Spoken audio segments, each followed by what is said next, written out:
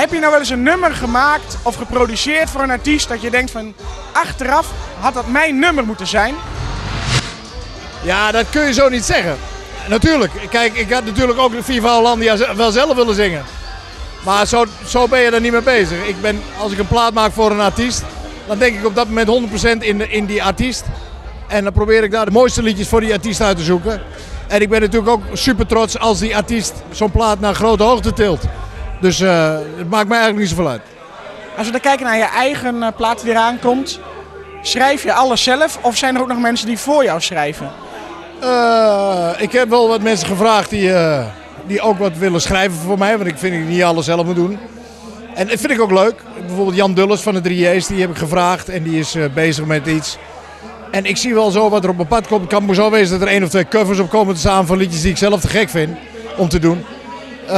Ja, alles wat zo voorbij komt en wat ik te gek vind, dat doe ik.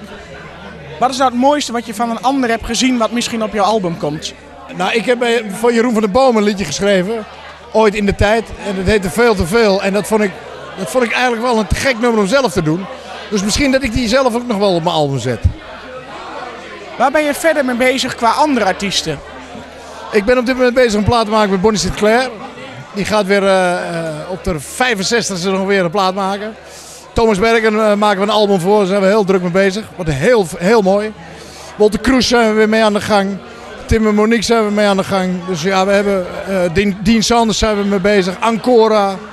Ja, we hebben zoveel projecten waar we mee aan de gang zijn. Dus allemaal afwisselende dingen. Maar wel gewoon hele mooie dingen om te maken.